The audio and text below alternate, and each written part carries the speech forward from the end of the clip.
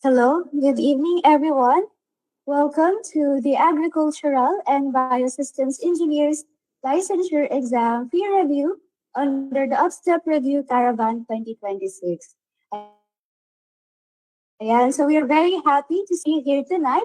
Meron na tayong ilang participants joining us via Google Meet at meron din tayong ilang participants tuning in to our Facebook live stream. So welcome po everyone. We are very excited to learn with you in this review caravan. But before we start, gusto po sana naming malaman kung taga saan po ang ating participants tonight. So kindly comment on our Facebook live stream or for our Google Meet participants, send nyo po dito sa ating chat box kung saan pa po kayo nanonood. Ayan, so comment po kayo guys. Send nyo lang po, wag po kayong mahiya. Ayan, may from Apaya from LSPU. Hello po, welcome. Welcome, thank you so much for the responses. Ayan, so welcome po everyone sa inyong lahat. Mukhang ready nang makinig ang ating participants. So we will start in a bit. Ayan, so, ayan, may dumadating pang responses. Thank you po. Welcome sa inyong lahat. Ayan, but before we begin, we would like to extend our heartfelt gratitude to our co-presenters for making this caravan possible. So thank you to the Philippine Society of Agricultural and Biosystems Engineers, a professional group from Cebu Technological University, Barili Chapter, and Caraga State University Main Chapter. And before we proceed, don't forget to register to our fee review sessions to stay updated on upcoming topics. You may also enroll in our review programs for a more comprehensive preparation, including coaching, materials, and guided review. So for today's session, we will be learning about AD mechanization planning, operation, maintenance, management, and manufacturing.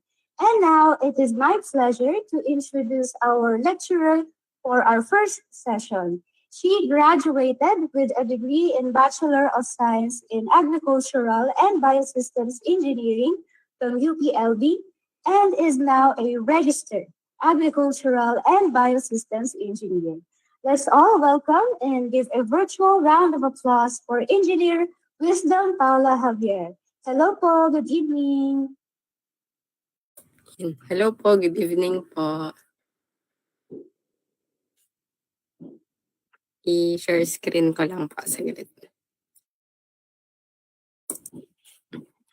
Ayan, good evening po. Nakikita na po yung slide po. Okay, thank you po. Ayan, good evening po sa lahat. Sa lahat po nandito sa Google Meet, tsaka po lahat ng nasa Facebook Live. Welcome po sa first session ng free review sa ABELE review po. So yung topic po ngayong gabi ay overview of agricultural mechanization equipment. Ito po ay under ng subject A, yung sa machinery, sa power, energy, and machinery engineering and allied subjects. At specifically po, ito ay under ng part 2, yung agricultural and biosystems mechanization, planning, operation, maintenance, management, and manufacturing. So, bago po tayo officially mag-start ng review, simulan muna natin po sa pre-test.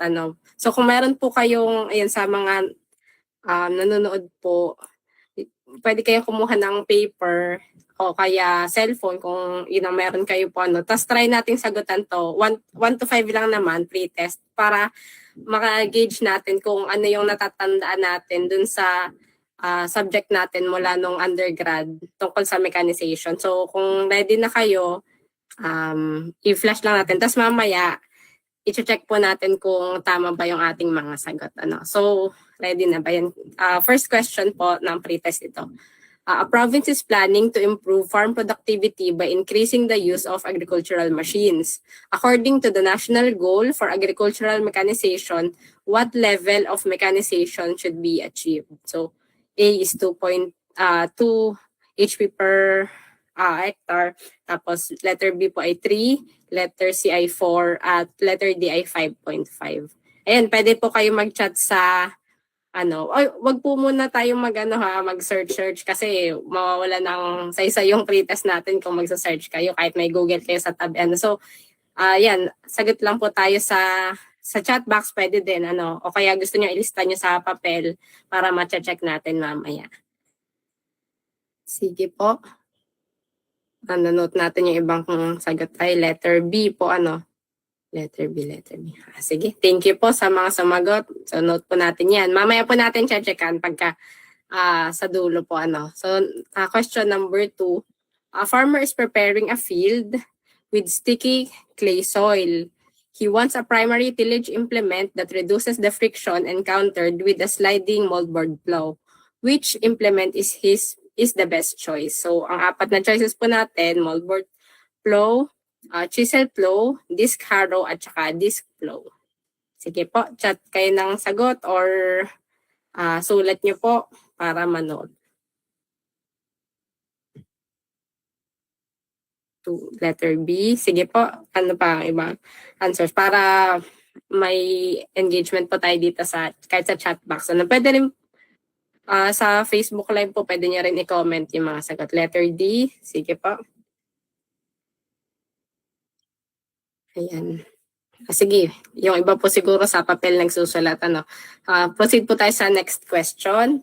Sa question 3 po, while applying pesticides, a farmer uses a sprayer that develops pressure by pumping liquid into a chamber containing a fixed volume of air. What type of sprayer is being used? A. Compression sprayer, B. Mist blower sprayer, C. Knapsack sprayer, at D. Centrifugal sprayer. Sige po.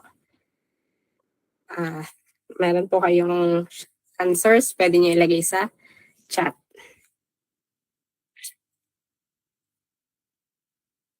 Letter A. Sige po. Letter A. Okay. Thank you po sa mga nagsasagot.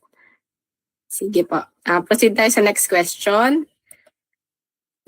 Question number 4. A rice mill plans to purchase a threshing machine capable of processing whole bundles of harvested rice.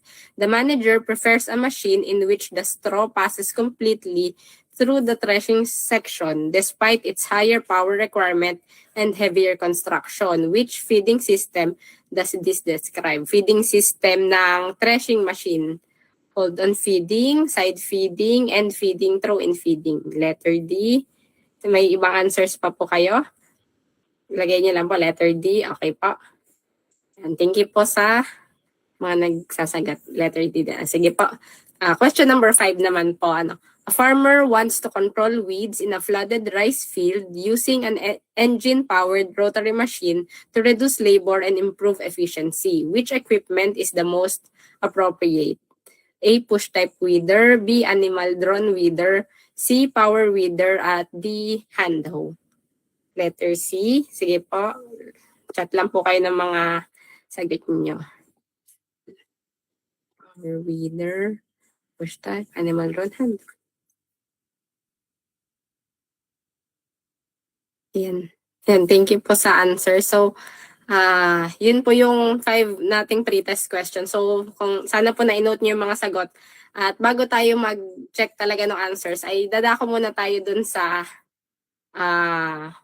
lecture proper po nung ating 2-hour review ngayon. So, bago po tayo officially mag-start ng lecture, ay nanyahan ko po kayo sa maikling prayer para sa pagsisimula pa natin. So, let's pray. Panginoon, Ama naming banal, kami po ay nagpapasalamat sa review po na gagawin namin ngayong gabi. Amin pong hinihiling ang inyong pangunguna sa amin pong pag-aaral. Po lahat kami ay matuto sa amin pong paghahanda na maging mabubuting engineers po para sa agrikultura. Maraming salamat po sa pakinig sa aming panalangin sa pangalan po ni Jesus. Amen. Okay, so tayo po ay mag-start. Ang mechanization status po, bago natin simulan talaga yung lecture, tingnan natin kung gaano ba kahalaga itong pag-aaral ng agricultural mechanization equipment. So ito pong lecture talaga ay equipment lang, hindi muna tayo solve ng mga draft soil draft, mga ganyan-ganyan. Since maikli lang po yung oras natin, baka mabitin ano. So ito ay purely equipment. At tingnan natin kung bakit mahalaga po ba yung mechanization dito sa Pilipinas. So ito po galing sa Philmec website. Noong June 16, 2023, ito po ang level ng mechanization level sa Pilipinas, no, 2.679 horsepower per hectare. So ito po ay na-improve ng bahagya at naging 2.77 horsepower per hectare no November 2024. Ito po yung latest na balita nationwide. Bagaman may mga studies na per region, region 1, region 5, ito yung nationwide na latest na binigay nila. So paano natin malalaman? Ito ba ay mataas? Ito ba ay mababa? Siyempre, para malaman po natin kung mataas o mababa ba ito, ikumpara natin dun sa ibang countries, okay na ba itong 2.77 para sa atin? Ayan, ito po ay based sa isang study. Parang ang source talaga nito ay sa PICAARD, sa DOST po.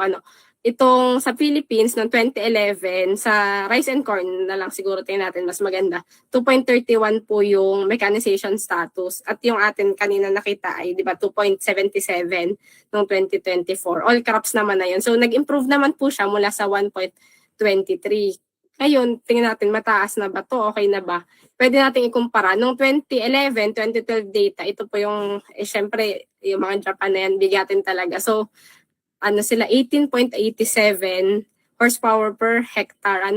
So, siguro ito nag-improve pa kasi kita natin yung ating 1.23 naging 2.77. Lalo na siguro nag-improve tong 18, baka ito lampas 20 na po ngayon. Sa Korea, mataas din, halos nasa 10. Sa China, 8.42. Itong Thailand siguro para mas comparable po, Southeast Asia din siya. So nasa 4.20. So noong 2011, mga dito tayo sumasabay sa Vietnam, sa ito po, mga Bangladesh, yan, medyo ka-level natin. Pero mas mataas pa rin ng konti sila, tingnan po natin kung ano ba yung goal. Ito, may tanong kanina sa pretest. Ano ba yung goal ng mechanization status ng Philmec ng DA po para sa Pilipinas? Ang goal po natin ay 4 HP per hectare. So sa data po na galing sa Philmec, 6 out of 57 na rice producing provinces lang yung nakakaabot ng 4 HP per hectare. So 10.53% kung rice lang po ito kung per percentage natin ng 6 out of 57. Tapos, yung 15 provinces, dun sa 57 na yun, less than 2.0 HP per hectare pa yung mechanization level. So, sobra po siyang baba, di ba? Kung may kukumpara natin, 2011, ganito na sila, 2012. Tapos ito, less than 2 pa rin yung sa 15 provinces. At dito po, yung regions na matataas ay yung Cagayan Valley, Calabarzon, at Central Visayas. Tapos, ito kasi maraming bigas talaga dito. Pero ito kasing iba po, rice producing din sila. Pero, although mas konti, pero yan yung level of mechanization. Medyo mababa pa po. Sa Barm ay 0.9, sa Zamboanga Peninsula ay 1.59, at sa Caraga region ay 1.65. So, kung mapapansin po natin, medyo marami pang kailangan gawin para maabot yung goal na 4.0 HP per hectare. So, kung po natin, kung makakalimutan o para mas madaling maalala, ito po yung goal post pagka sa rugby yata to. American football, po. Yan, mukha ba siyang, hindi ko lang sure kung mukhang 4 sa inyo. Sa akin, medyo mukhang 4 siya pag naka-side view. So, pag malilimutan niyo, isip niyo, ang goal ay mukhang 4. So, 4 HP per hectare po siya. Yan. Para medyo lang madaling maalala. Ayun, based po sa study, sa presentation po ito dati sa UN, ang major levels of mechanization ay mahati sa low, intermediate, high, at saka full. Ang una po yung low, ay yung operations ay done with the use of non-mechanical power source. So man and animal pa talaga yung tumatarbaho, yung tao mismo, tsaka yung ang favorite ay kalabaw po dito sa Pilipinas pag sa animal na ginagamit. Yung ikalawa po, intermediate mechanization. Ito naman yung magkahalo na yung combination na po siya ng non-mechanical power source at saka ng mechanical power source. So magkahalo, medyo improve na po in terms of mechanization. Tapos yung sunod po, high mechanization, operations are done solely with the use of mechanical power source operated by man. So ito naman, purely mechanical na, pero ang nag-ooperate ay man pa rin. Kumpara po dito sa full mechanization, ito limited human intervention na siya. Ito parang laging pa rin kailangan ng tao. Itong sumunod po, itong full mechanization ay use of mechanical power source with limited human intervention. Dito po pumapasok yung mga computerized machines, yung robots, na parang ito yung trend ngayon sa countries na yung mga Japan, kahit minsan na lang, na-check na lang nila sa cellphone yung mga irrigation, mga kung ano mang kailangan nila i-check. So ito po yung 4 na levels of mechanization. Again, low, intermediate, high, at saka full. So tingnan po natin yung data na nasa Pilipinas dun sa mechanization status. So kung maalala po ninyo sa undergrad courses, ito pong mechanization natin, mahati siya sa pre-harvest. So ito yung production. Yan, bago yung harvest, hanggang harvest siguro po. Tapos ito yung post-harvest. Mula yan, threshing, cleaning, drying, milling. Itong production naman, land prep, planting, crop care, harvesting. Minsan sinasama din sa harvesting halos na yung threshing kasi po halos magkasabay na sila, lalo na sa mga palay po. So kung makikita natin, intermediate to high sa rice and corn. Ito po yung 2013 data galing kay Dr. Seministrado ng UPLB din po. So sa rice and corn, andyan yung intermediate to high po tayo sa land prep. Ganun din sa sugar cane. Tapos pero pagdating dito, mula planting, transplanting, crop care, harvesting, parang halos low siya hanggang dito. Low, yan. Low siya majority. Tapos po, ito ng mga threshing, yan, makikita pa yan. So kung naalala nyo po, yung dito, balikan natin, yung low ay non-mechanical power source. Buo, lahat sila non-mechanical. So itong mga to, puro non-mechanical power source yung majority na level natin sa Pilipinas. Lalo dito sa rice and corn, ito kasi yung usual po nating parang top top crops natin po So dito din naman sa vegetable, so low din siya. So kita po natin dito pa lang sa layout ng natin, mechanization sa Pilipinas na siya, malaki yung room for improvement. So ito yung reason kung bakit mahalaga yung kung paano ba natin to magiging ma-achieve yung goal na 4 HP per hectare dahil mas efficient, mas efficient siya, mas maayos, mas mabilis, mas maayos yung kung mataas po yung mechanization level So ito pong ating setup ngayon, yung paraan pa ng pag-aaral natin, hiwa-hiwalayin po natin. Dito tayo sa production machinery, po. 'Di ba, equipment po yung mga pag-aaralan natin. So una, titingnan natin yung land prep.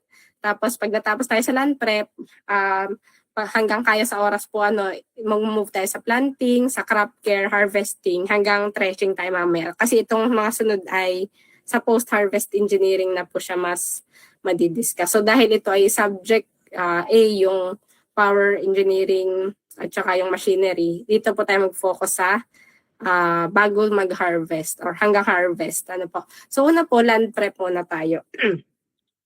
Okay, sa land prep po, ayan, ito ay may parang ilang topics, ilang weeks na namin sa undergrad, parang 2 or 3 weeks. So tillage. Tillage is any physical soil manipulation which changes the structure of the soil, kills weeds, and rearranges dead plant materials. So dito po, yung objectives ng tillage ay makadevelop ng desirable soil structure kasi yung seedbed ay siguro sa context na ito po, mas ma-appreciate natin yung sa palay po, sa pagtatanim natin ng palay. Kasi gusto natin, lalo na dito sa wetland mamaya. Pero yan, in general po, gusto natin mataas yung water infiltration rate, mababa yung surface runoff, mataas yung water holding capacity, at maganda yung root penetration. So, di ba, ayaw natin ng sobrang matigas, ayaw din natin ng sobrang sobrang, ano ba siya, yung parang gambo, clay gambo naman na po, ano. So, yun yung objective po ng tillage. Ikalawa po, to control weeds, cut roots, and bury green materials. Tapos, to incorporate manure and chemical fertilizer para halong-halo po siya dun sa lupa. Ano. For wetland conditions naman, to turn the soil into a soft puddle at to form a hard layer which reduces water leaching. Lalo na sa palay, gusto po natin may standing water. So, meron siyang parang hard layer na dine-develop bago pa yung lupa tas yung tubig para hindi mag-infiltrate yung water kasi hindi tayo makakaipon ng standing water. So sa land prep po, ito yung ilang terms na ginagamit natin, yung land, yung unplowed soil mismo. Tapos yan, pag na natin na araro, po sa Tagalog ang tilling or the process of tillage ay pag-aararo po. Ito yung mga na-farm natin na parang shape ng land. Yung una po, furrow slice. So ito yon, soil cut, lifted and inverted and thrown to one side of the plow bottom. So yan, isang slice. Ito pa. So furrow, trench or canal left by the furrow slice. Ito po yon, furrow mismo. Yan. Tapos back furrow, raised ridge when two furrow slices overlap each other. So ito may isang slice dito, may isang slice, tas nag-overlap. So yun po yung back furrow. Okay po. Next, yung dead furrow naman po. Trench left equal to two furrows when furrow slices are thrown on opposite sides. So dito po may isang slice dito, may isang slice. So nagkakaroon ng dead furrow dito sa gitna. Tapos sa furrow wall, unbroken side of the furrow. Ito po yan. Okay, so yun po yung parts ng land natin kapag mayroong pag natil na yung soil po. So simulan natin dun sa tatlong classification ng tillage. Una po ay primary, tapos secondary, then general purpose. So una po, primary tillage. Initial cutting, breaking, and usually inversion of the soil. Implements used are moldboard, disc, and chisel plows, and subsoilers cutting to a soil depth of 6 to 36 inches. So often referred to as plowing. So yung primary tillage, yung una po nating unang pasada po ng pag-aararo. So ito, malalim siya, medyo 6 to 36 inches. Tapos tinatawag din siyang plowing. Initial, yun pag aalalahanin natin, since primary siya, initial cutting. Yan. So una po sa equipment na i-discuss natin ay yung moldboard. So it is one of the oldest and most important agricultural equipment for land preparation. It cuts the soil to a depth of 6 to 18 inches. So ito po yung, kung naalala nyo, nakakita po kayo siguro dito sa mga undergrad lab courses. Merong ito, isang moldboard plow to. Tapos nakakabit siya dito. Ito yung kinakabit natin sa likod ng tractor. Pero hindi lang naman siya tractor drone lagi. Mamaya makikita po natin yung iba pa niyang klase. Pero bago yun, ito munang parts po. Yan. Yung una ay yung shear. Provides the cutting edge of the plow bottom. So ito yung buong shear po. Itong area na to. Yan. Ay, nakikita niyo po yung yung cursor. Ito. So yan, mula dito, yan may wing, cutting edge, may point of shear. So itong area na to ay shear. Thank you po. Tapos next po ay yung moldboard mismo. Ito po yon, yung pa-curve na part naman. Receives the furrow slice from the shear, lifts, inverts, and throws it to one side of the plow bottom. So pag nahiwa na nito yung soil, yung initial breaking niya nga, ito yung dito siyang pupunta. So parang isa-shape niya na parang doon, halimbawa dito po 'di ba sa taas, dito siya mapupunta sa side na 'yon pag na cut siya ng shear. Sunod po yung land side, counteracts the side pressure exerted by the furrow slice on the plow bottom. So ito naman yung land side natin, pang counteract ng pressure. Okay po, yun po yung common parts lang naman. Tapos ito, sa size niya, ang tinitingnan ay yung width ng di ba ito po ginagamit sa computation ng gano'n ko katagal na ikot. Pero sa kagaya pa sabi ko kanina, hindi naman tayo magko-compute. Pero para ma-refresh po sa ating mga isipan, no, yung width of cut ng isang kung isa lang na moldboard blow ay yung perpendicular distance between the wing, ito po yung wing of shear, at the point and the point of the shear. So mula dito hanggang doon. So yan, ito po yan, W. This also expresses the width of cut of the plow bottom na ginagamit po natin sa equations. Okay. Clearances of the moldboard plow bottom. So ito naman, hindi siya flat po. So ito kung top view, kung visualize niyo po kanina, diba ito yung parang width of plow, ito yung shear, ito yung moldboard. Sa top view, makikita natin yung land side niya, tsaka yung dulo ng shear dito, yung point of shear. Hindi siya flat na parang horizontal na makikita mong ganyan. Pero meron siyang clearance, may pagitan po. Ito yung bend outward or sideward of the point of shear towards the unplowed land to make the flow cut the proper width. So, yan po yung tinatawag nating horizontal suction or horizontal clearance. Tapos, yung sunod naman po, vertical clearance. Pag naman tinignan natin siya sa side view, ito yung shear, ito yung moldboard, ito yung land side. Hindi rin siya flat, pero meron siyang bend downward. Mula sa point of shear din, yan, to make the plow penetrate to the soil to the proper depth. So, ito po yung vertical suction or vertical clearance. Next po yan. Kagaya ng sabi ko po kanina, hindi lang naman siya tractor drone, palagi. Meron siyang mga classification according to power source. Una po ay ito animal drone. Ito ay, hindi ko alam kung anong tawag po pwede niyo pong i-comment kung anong tawag dito sa inyo. Dito sa Laguna ay araro. Ito kinakabit sa kalabaw. Ito, yan, may tali, may yung, hindi ko maalala yung Tagalog dito, sa yoke, yung nilalagay dito sa likod ng kalabaw, yung ganun niya. Tapos siya hinihila niya to, pero yung tao, yung farmer, hawak niya to para ginaguide niya kung saan papunta yung pag-aararo po, Yun yung animal drone, tapos two-wheel tractor drone. So may kinakabit lang siya dito sa hitch, tapos may screw na para i-adjust yung lalim po nung tractor, nung mismong plow, Tapos ito po, tractor mounted. So ito naman, kinakabit, may 3-point linkage po na kinakabitan dun sa likod ng tractor natin. Tapos merong semi-mounted din. Ang pinagkaiba po ng semi-mounted, bagaman sa tractor din siya, ay may gulong siya, po. So siya, medyo semi-mounted, hindi fully tractor mounted. Tapos meron ding trailing moldboard plow. And makikita niyo po to sa paes natin, yung mga types ng plow naman.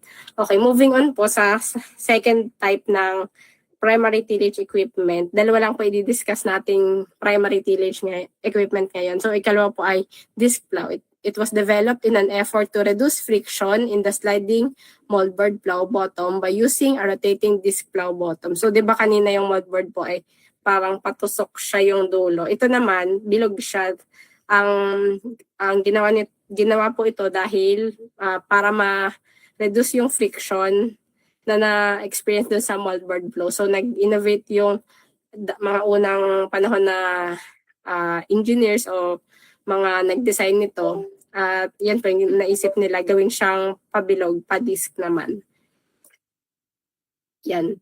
Sana po ay malinaw nyo naaalala pa mula sa mga undergrad lab courses kung ano itsura nito in real life, para mas na-appreciate. Pero yan po siya, mayroong yung parts niya, itong disc mismo, round and concave disc of heat-hardened steel with sharpened edges to cut the soil. It is rotated by the soil during soil cutting. So, ito mismo yung disc niya, kada isang ganyan po, Tapos may scraper, ito po, yan, kada isa naman meron scraper para yun yung nasa scrape off yung soil at hindi kumakabit dito lahat, po. Next po ay yung rear furrow wheel or rear thrust wheel. Ito po, a rear wheel that presses against the furrow wall to resist the side pressure exerted by the soil against the plow. Parang Di ba kanina pang resist din ng pressure yung land side. Dito naman meron siyang rear furrow wheel, yung ating pong disc plow. Tapos ito po yung angles na mahalaga na tinitingnan sa disc plow. Kasi hindi siya, kung makikita niyo po, tingnan natin dun sa dito, hindi siya pantay na, di ba halimbawa ito yung vertical mo, ito yung horizontal mo, plane mo. Hindi siya pantay na pantay dahil may angle siya na desired para effectively niyang yung soil, ma-cut, yung tilt angle na tinatawag ay with the vertical, di ba, ito yung vertical plane, kung na-imagine niyo po, mula doon, meron siyang angle, tilt angle, to make the disc penetrate the soil to the proper depth. So ito po ay sineset at 15 to 25 degrees. Ito namang disc or side angle mula sa horizontal. So, yan, ito yung side angle naman natin mula sa direction of travel. Angle the disc makes with the direction of travel to make the disc at the proper width naman. Ito ay to the proper depth pag yung sa tilt angle kasi with the vertical yung niya, yung angle from the vertical. Okay, ito naman pong sa disc angle ay 42 to 45 degrees usually yung pag-offset niya po mula sa direction of travel. Okay. Yung pong sa kagaya ng sabi ko po kanina, hindi tayo magsasolve, pero para familiar po lang tayo, galing ito sa PAES po, yung width of cut ay makakompute siya sa ganito kasi maraming disc po, halimbawa sa isang, ilan yung disc. So, bibilangan natin yung number of disc, tas yung disc spacing at diameter nila. So, ito yung ginagamit para mag-compute ng width of cut kung ang ginagamit natin na primary tillage equipment ay sa disc plow. Okay po, next po naman ay yung secondary tillage. Ito naman, subsequent. So, secondary, subsequent na po. Kanina, primary, kaya initial breaking siya. Initial cutting of soil. Secondary is subsequent breaking, leveling, pulverization, para ready na po for planting. Implements use our disc, spike tooth, and spring tooth harrows. So, ito naman, hindi na siya ganun kalalim. 3 to 6 inches na lang siya, yung lalim. Tapos, often referred to as harrowing. Naalala nyo po, pwede nyo pakichat po yung, kung naalala nyo yung isa pang term sa primary tillage. Kasi ang secondary tillage, harrowing na po siya. Yung primary tillage ay, pakichat nyo po kung naaalala pa natin. Nagsisimula sa letter P din. Yan, opo.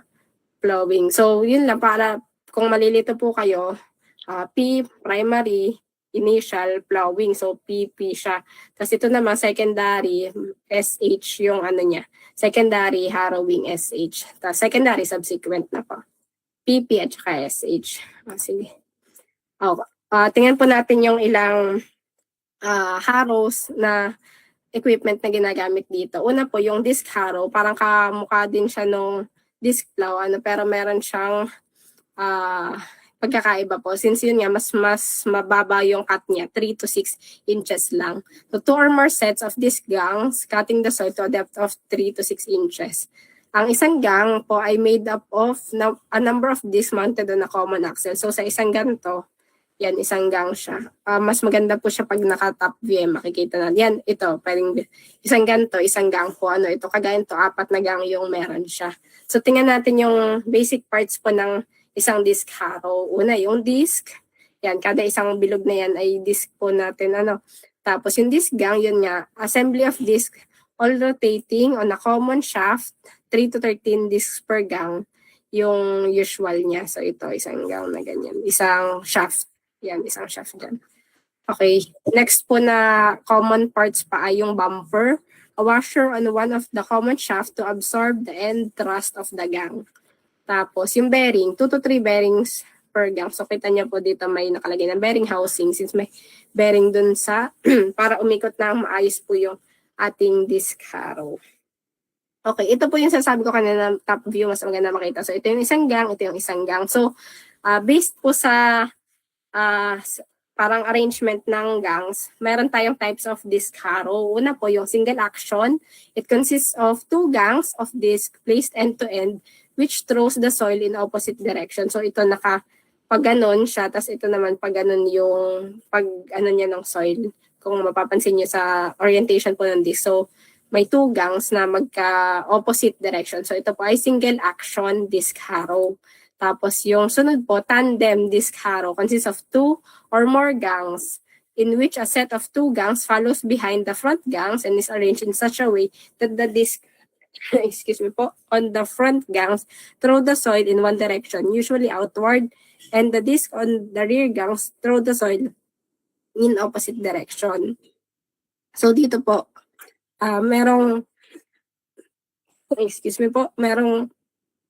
isang gang na parang dalawang front, tapos opposite niya naman to.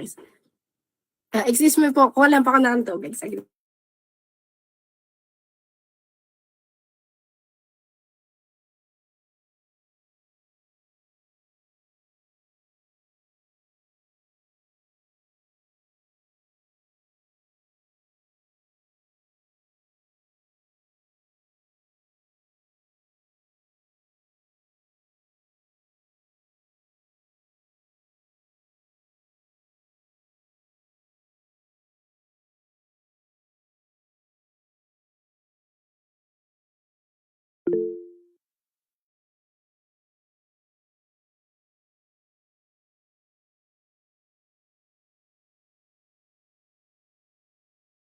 Ayan. Sorry po. Medyo inubo lang po. Ay, thank you po sa paghintay. So again po, yung tandem disc harrow ay two gangs na may front, tapos may back, tapos magka-opposite yung sa una niya, tapos yung huli, magka-opposite sila ng direction. Next po ay yung offset disc harrow. It consists of two gangs wherein one gang is located behind the other. Ito naman, isang set lang, pero may front saka may back. Ito naman yung offset disc harrow. Okay. So ito po yung sa disc harrow, may width of cut din siya. And kayo po, kung gusto nyo i-memorize yan, pwede naman kung marami kayong time. Pero ito po ay nasa PAES. Kung magko-compute tayo ng width of cut, kung magde-design tayo ng land prep para sa isang area, ito yung mga kino-consider natin. So kada type, yung sinabi natin kanya single action, yung isa lang siyang pero magkaganon. Yung tandem type, 4 po, may dalawa. Tapos yung offset type, dalawa pero magka-align naman, ganon. Ito po yung mga kailangan natin alamin. Okay, next po tayo, after ng disc harrow, ang second ay yung spike tooth harrow. Ito naman, spike tooth, parang ngipin, matutulis ng ngipin. Excuse me po.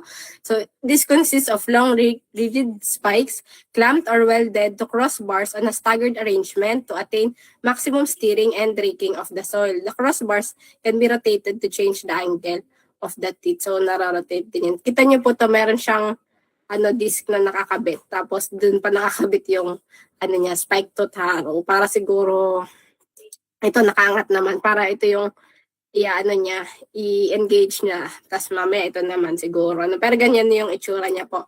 So, ang characteristics naman po nito, it thoroughly smooth and compact the topsoil, fill up huge spaces left from plowing, and break up lumps and clods. So, effective din siya sa pagpatay ng weeds na nagsisimula pa lang. Tapos, kino-cover din niya yung broadcasted seeds. Kung ang seeding po natin na ginawa ay broadcasting, ito yung isa sa mga ginagamit para ma-cover yung soil, ma-cover yung seeds ng soil yan. Tapos, it can be used to cultivate corn, cotton, and other row crops during early stages of growth. Kapag yung ginamit natin na planting ay may spaces naman na maayos, madadaanan po natin namin sa planting equipment, pwede itong magamit. Tapos yung next po, spring tooth harrow. So, spring, meron kasi siyang spring steel yung pagkakagawa niya po. So, medyo naka-curve siya. Kumpara din sa spike tooth na patusok lang po. So, curved teeth are welded to crossbars on a staggered arrangement. The spring characteristic allows the teeth to flex and slide over obstruction. So, ito yung advantage niya. Nakaka-slide siya ng over obstructions dahil may spring siya na characteristic po. So, yan nga, kagaya ng sabi ko po dito, may spring action of the harrow teeth deflects the teeth when they hit obstruction. So, iba pang characteristics niya po, it removes plant growth from the soil without cutting it up at useful in tearing out the roots and bringing them to the surface. Okay, next po, di ba yung una po natin ay primary, secondary yung second. Ito naman po, general purpose. Maghalo na yung plowing at saka yung harrowing yan. Plowing at harrowing. Maghalong primary and secondary tillage. Implements used ay up to a depth of 6 inches. So ito naman tinatawag na rotavating. Ito yung isa niya pan-term. Ito po, may rotavator. Yung rotavator ay may knives naman dito sa loob. May cover lang to, kaya hindi natin makita. Pero, ayan, ito po.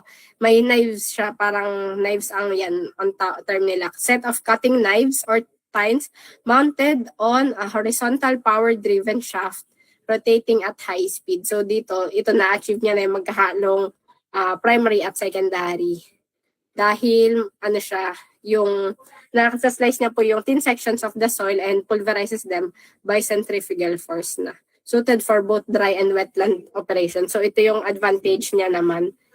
Pwede siya sa wet, sa dry. Malakas po kasi itong sa, ayan, rotary tiller. Ito yung una niya palang type, yung may knives. Rotavator or rotary tiller. Ang ikalawa po, floating. Ito pang ano talaga, ito pang wetland. So meron siyang may float po, pampalutang. So, kita nyo naman dito sa picture sa baba, lumulutang siya. So, kaya niya yung wetland. So, with the front-mounted cutting blades on a cage wheel. Ito po yung blades niya na nasa ilalim po ng float. Okay, so tapos na po tayo sa land prep. Sa land prep. Tayo naman tayo sa planting equipment. Hanggang ito, marami pang kailangan gawin na nakalow pa po yung mechanization status niya. So yung planting equipment naman, a mechanical device used to place seeds or plants in the soil for crop production. Dito yung meron tayong yung pantanim talaga natin, nilalagay natin yung seeds dito. Dito may parang metering device, tapos pag ginulong natin, nahuhulog yung seeds. Tingnan natin yung ilan niya pong classifications. Una po ay yung manually operated or hand seeder. Yung type of seeder which deposits seeds in holes with spacing set by the operator. So meron itong isa ginugulong, meron naman itong isa na parang pahaba na ganun po, kung naalala niyo sa lab courses. May parang pinipindot na lever si operator para mahalalaglag yung seed. Ito naman parang may nakaset dito na metering device para pag-ikot ng depende sa ng operator. Basta pag-ikot ng gulong, nabubuksan din yung seed metering device na malalaglag yung seed. Yun po. Tapos yung animal drone, yan may nakakabit na naman sa kalabaw, kung kalabaw ang gamit po. So may mga sprocket, ganyan. Tapos ito yung seed hopper, tapos dito nababa yung seed. Tapos ito po naman sa tractor driven na seeder and planter, medyo marami po siyang types. Una po yung drill planter or yung seed drill. It drills and deposits the seeds at a specified rate and depth and in narrow spaced rows. It cannot deposit seeds in hills or even in check rows kasi ito po ay wala pa lang dito. Yan, ito po ay meron lang, ito may kasamang fertilizer hopper pa nga po yung iba may seed, tas may fertilizer para magkahalo na sila. So dito din po may furrow opener, may pagbubukas, tas may furrow closer din yan. Usually po, ito, yung seed press wheel. So, mai-press niya na pagkadaan, pag nadaanan niya, magugulungan. So, makakoveran na yung seed. Ang ikalawa po ay row crop planters. Okay. It deposits the seeds at a specified rate in hills and rows and also functions as a seed drill if required. Excuse me po. It is designed to plant seed in rows far enough apart to permit the subsequent entry of machinery. So ito naman po, mas ginagamit siya kung goal natin na gumamit ng machinery after magtanim. So ito may spaces na siya na nakaset. Excuse na po.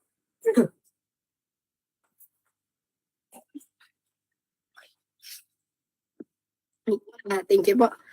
Dito naman po, yun, meron siyang types pa rin. Itong row crop planters under ng tractor driven na planting equipment. Una po yung hill drop. It is designed to deposit one or more seeds in a hill at equal interval. So, kada hill po na isa ganyan. So, equal intervals naman siya.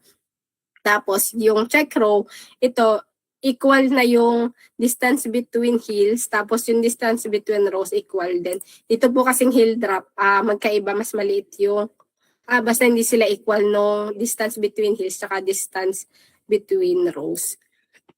Excuse me po. Yung check row planter po, it enables operator to perform hill planting at definite spacing. So, ito mas maganda siya talaga kasi eventually, ang plan dito ng operator, kaya niya ginagamit to ay mayroon siyang mechanical weed control and other operations. Nagagamit siya ng machinery. So, para kasha, para equal yung spaces nito, kaya niya magpalusot ng machinery after magtanim. Ito po yung usual na ginagamit na planter, check row planter.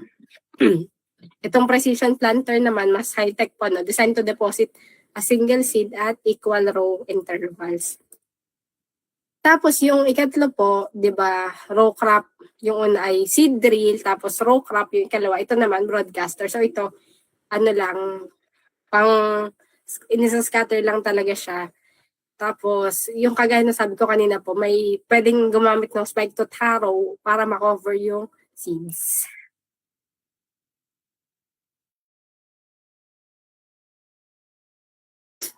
Ayan. Yung sa planter po, meron siyang mechanical functions na apat. Ito, basta meron po tong apat na to, pwede mo siyang tawagin na planter. Meron siyang, kaya niya magbukas ng furrow, mag-meter ng seeds, mag-deposit ng seeds, at mag-cover ng seeds. So, kagaya nung kanina, pwedeng as simple as yung parang may lever na tinutusok si manual, yung operator, yung manual type po. May lever siyang tinusok, tapos may bababa na seed. As simple as that, pwede siya matawag na planter. Pwede rin as complicated ng precision planter, ay planter pa rin siya. Basta meron po nitong apat na mechanical function. So meron siyang furrow opener. Yan, ito yung pinakasimple na pwedeng example na po sa PAES. Yan, may furrow opener, may metering device. Ito yon. Meron tayong pang seed tube, pang deposit ng seed, tapos may furrow closer. Yan, itong gulong na yung binuksan mong furrow ay kanyang isasara naman. So basta may apat na ito po, pwede siyang i-consider na planter. So sa calibration, ito po yung kino-compute natin sa lab classes. At ito yung procedure of determining the performance of a planter under different seeding rates and row and hill spacing it is designed to operate. So, kinakalibrate po ang planters pagsimula, tapos after then, regular intervals, depende sa planter na meron po tayo, no? So, hindi natin muna i-discuss yung calibration. Medyo mahaba-haba po siya. Okay. Yan, medyo kumakalahati na tayo sa PowerPoint. So, moving on po, dito tayo sa crop care cultivation naman. So, ito, kagaya po ng sa planting equipment, mababa pa din yung mechanization status niya in general. Ayan, low. So, tingnan natin kung ano po yung mga equipment na pwede natin. Itong crop protection, medyo mahaba po siya. May kasama kasi siyang weeding, may kasama siyang spraying, may ilan pa na ano. Pero ito yung common lang na nakalagay po sa PAES din, crop protection is the process of providing plants the conditions that will make them free of weeds, pests, and diseases. So ito yung mahalaga din to. Hindi lang naman kasi tayo yung farmers pagkatanim iiwan na. Pero bago pa tayo mag-harvest, ito yung season na growing stage, kung tawagin, growing stage between planting and flowering. Yan ay most vulnerable period ng crop. Kasi yun din yung pinakamatagal niyang stay na as a plant, na nag-grow siya, hindi naman siya agad tutubo. Hindi naman siya, tutubo siya muna bago siya mamulaklak, bago siya mag-gain ng fruit po. So, ang vulnerable siya dahil andito natubo yung mga weeds. Kasi syempre, niligyan mo ng pataba, ang lusog ng ang lusog ng lupa mo, so gusto na ng weeds yon. Weeds compete with available moisture and nutrients if left uncontrolled. Tas yun din, pests and diseases, meron tayong mga insekto, mga may external, may internal diseases din po that multiply above the economic threshold levels if left uncontrolled. So dito pumapasok yung ating crop protection equipment. So yung methods of pest control, meron po tayong 7 na i-discuss. Pahapyaw lang naman po. So yung unang method ay cultural control. It is the modification of cultural practices such as time of planting and crop rotation. So pwedeng iibahin natin yung time. Halimbawa, sa ganitong panahon madami yung gantong insect, So dito, ibahin natin yung time. So yun yung time of planting. So yun yung isang possible na example na cultural control. Next ay ecological control, change in environment of the crop and the pest which favors the survival of the crop such as flooding to kill insects and weeds. So ito yung isa pong reason kung bakit fina-flood yung lowland rice natin, kung bakit may standing water pa siya para hindi tubuan ng weeds, hindi siya sabayan. Okay. Para ma-favor yung crop, pero yung insects and weeds ay maiwasan. Biological control is the introduction of certain insects which feed on pests, application of chemosterilant to render the male sterile, or planting of certain plants whose odor drive pests away. Pwede ito yung parang may nakalimutan ko yung term, parang friendly na friendly or complementary na pwede nating itanim na ayaw nung pests naman na amoy, ganyan. So, biological control. Magtatanim tayo ng ibang halaman. Naka-complement ng ating main crop. Ang sunod po ay physiological control, breeding and planting of pest-resistant varieties. Ito medyo mahaba-haba kung mag-breed ka pa lang. Pero merong available naman sa market po na mga pest-resistant varieties na tayo. Next po ay chemical control. The application of chemicals to control weeds, pests, and diseases. Ito yung usual na fertilizer, insecticide, pesticides po, ganyan. Tapos flame control, yung iba po yan, sinusunugan. Use of flame for the selective burning of weeds in crops whose stem is not injured by a short exposure of intense heat. Tapos last pa yung mechanical control. Use of tools, implements, and machines to reduce or eliminate weeds and insects such as inland prep, cultivation, and weeding. Ito yung inaaral talaga natin kung ano yung mechanical control, implements, machines, yan. So, una po natin ay weeding. Sa crop protection, mahalaga po yung weeding. One of the most important crop protection operations. Sa lowland rice production, kahit na kahit na may patubig na tayo doon, nag-weeding pa din 1 to 2 weeks after transplanting, tapos repeated 2 to 3 weeks after the first weeding. So, ang weeding ay constant siya, ay regular siyang ginagawa throughout the growing season ng isang halaman. So, why are weeds a serious threat to agricultural crops? Yan, alam na po natin to. Weeds serve as a breeding ground for pests, compete with crop for water, sunlight, and nutrients. Tapos, mataas po yung nagiging yield losses dahil sa uncontrolled weeds. So, ang ginagamit natin dito, under mechanical control, ay weeder, an implement used to remove or destroy the weeds from an agricultural land. So, yung losses po, pagka hindi natin na-control yung weeds, ito po ay galing sa PAES. Ito po ay galing sa last year na manual po nito ng upstep po, kaya may watermark na ganyan. Yan, sa lowland rice, yung average nating percentile loss, ang taas po, 69%, 79%, 50%, 69%, 65%. So, kung hindi natin i-control yung weeds, wala ang kikitain yung farmer. So, mahalaga na may ginagawa tayo as engineers para matulungan sila na mapigilan yung ganito na yung weeds ay hindi makontrol at maging losses nila ay ganito kataas po. Tapos, yan, kung mapapansin po natin dito sa manual labor use by operation for lowland rice, yung weeding yung pinakamataas na 38%, 75 man days per hectare yung nagugugol ng manual labor para sa weeding lang. So kita niyo po ito halimbawa nakapag land prep siya halos 30 days na, pero yung ang tagal ang tagal 75 man days per hectare, malaki po siya, 38% ng buong lahat ng to ay yung malaking bahagi ay yung weeding po sa manual labor. So tingnan po natin yung types ng weeder na pwede nating introduce sa farmers kung hindi pa sila nagamit o para tayo po ay ma-refresh din sa isip natin kung ano ba yung weeders na ginagamit po. Una po yung classification by blade type. So may tatlo na nakalagay sa PAES po. Yung rectangular shape, parang asada o asarol po dito sa, hindi ko lang kung anong English nito. Basta yung ganyan shape po, rectangular, tas ito triangular, at may crescent shape. Hardened, ayan, matigas, po yan, parang metal usually, sharpened and hardened for soil cutting and weed uprooting. Sunod po sa shape naman ng ng tine. Straight or curved, round or square cross-section, steel, sharply pointed and hardened at the soil working end. So ito lang, magkaibang shape lang po naman yan.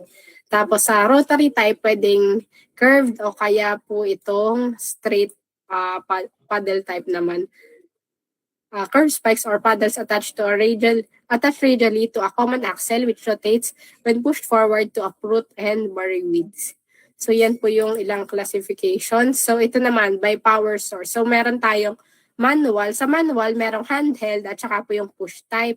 Itong handheld, yung kagaya kanina, yung blade and tine type of soil working parts with short. Itong short, yan, ganyan lang. Yung maliliit lang, parang ganito lang kalaki po yata yan. Tapos yung medium, tapos may long. So, depende sa handle kung, at syempre sa blade din, pero yan, itong habang handle, malaman natin kung medium ba siya or long. So, ito yung manual, talaga handheld put. Ito namang push type, utilizes either blade tine or rotary soil working parts for dry and wet field weeding. So ito naman, excuse me po, tinutulak no operator. Meron siya kagaya nung kanina po, yung parang rotary, excuse me po, may curved spikes o kaya po yung parang paddles. Yan. Excuse lang po ulit. Uminom po ng tubig.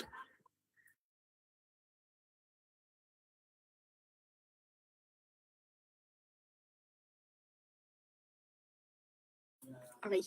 And thank you po. Next po, yan. Ito yung sa manual weeder talaga, handheld or push type. Pwede siya sa upland or lowland. Basta, kaya rin ng tao, no operator. Itong sunod naman po, animal drone weeders. Ito naman, nakakabit sa, again, pwedeng kalabaw. Pwedeng kalabaw, baka kung ano man gamit ng So, mayroon siyang hitch dito, tapos may assembly na nakalagay dito yung mga tusok-tusok. Andito si operator. So, pwede niyang pwede niyang i-guide kung pasaan papunta itong weeder niya.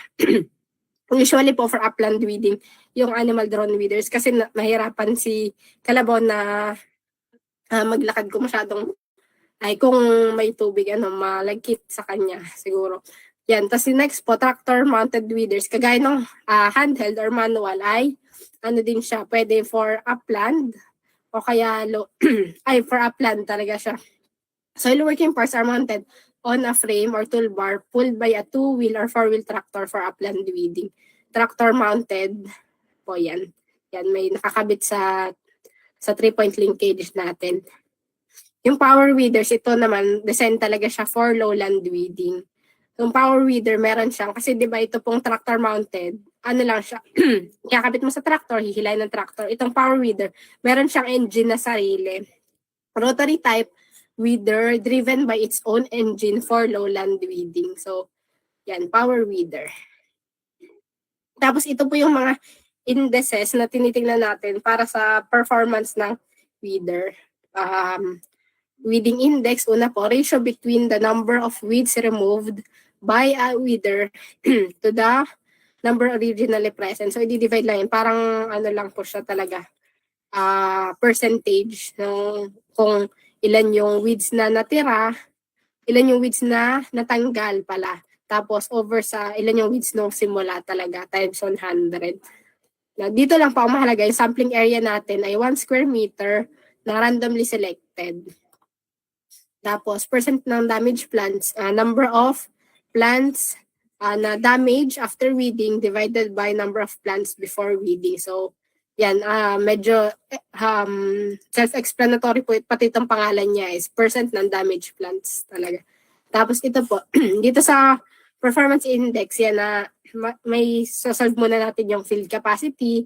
Tapos dito mahalaga, kaya po, kaya mahalaga makuha natin yung percent damage plants saka yung weeding index. Kasi dito natin inilalagay yun para ma-indicate talaga natin yung performance ng isang weeder. So sa ito pong power input in HP, generally ito na lang yung nilalagay natin. Kung human siya, 0.1 HP. Tapos kung man and animal combination ay 1 HP po. Okay. Balikan po natin ng konti. Although hindi tayo masasolve ngayon para lang mas mas familiar dun sa equations para eventually pag nag-solve tayo ay maalala natin. Ang weeding index ay ratio lang no weeds destroyed over total number of weeds. Ito naman po, plants damage. Ito pong plants damage kasi, ito kasing sa weeding index, weeds, number of weeds. Ito po, number of plants. Kung ano yung plants na, yung tanim mo talaga tas na damage siya halimbawa. Na hindi, di ba kasi ang intention natin ay yung yung weeds. Pero may nadali kang plant. So ito ay parang medyo negative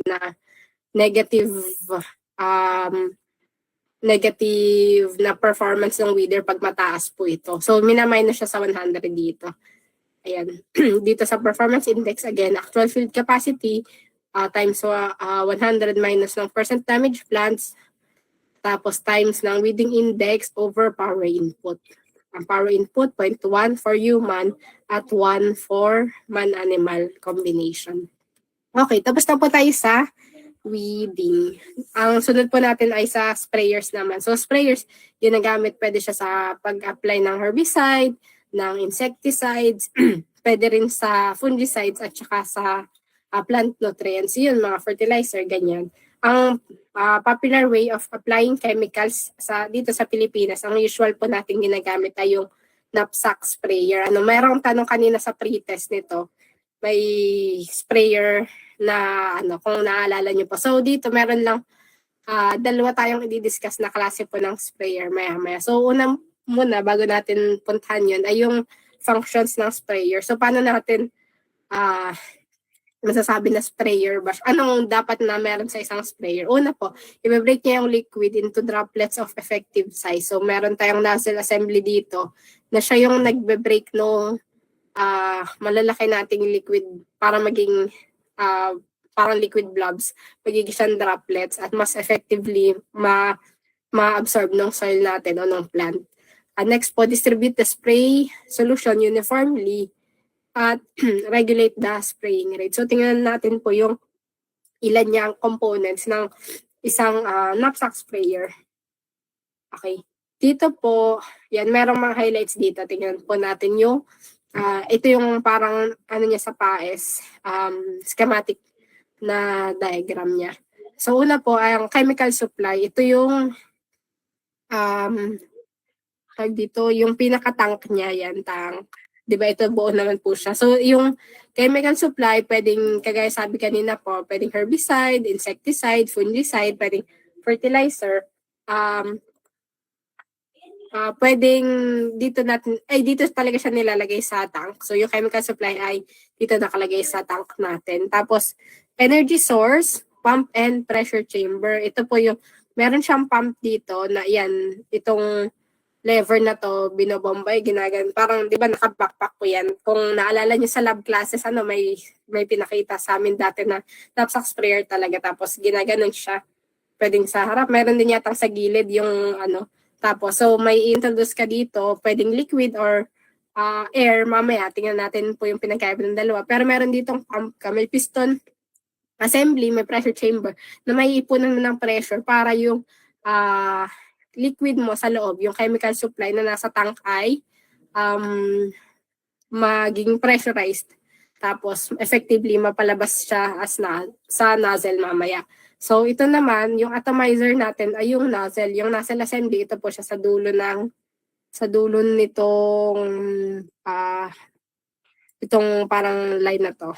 Itong hose, parang yan, dulo ng hose nito. May nozzle cap, may nozzle, may swirl plate, may filter bago yung lens natin. So, ito yung pinaka nag-atomize po nung nung liquid na nanggagaling dito sa loob ng tank. Tapos, control device, may cut-off valve. Ito yung cut-off. Hawak din to ng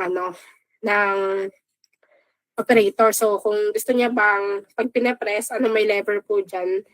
And pag pinapress, pwedeng lalabas siya yung chemical or pwedeng hindi. Kung parang i-depress niya na. Next po, yung conductor naman. Yung conductor, yun yung nagko-conduct mula sa tank papunta dun sa nozzle. So, meron tayong flexible hose, tapos ito naman yung lance. Yung lance naman, rigid na siya.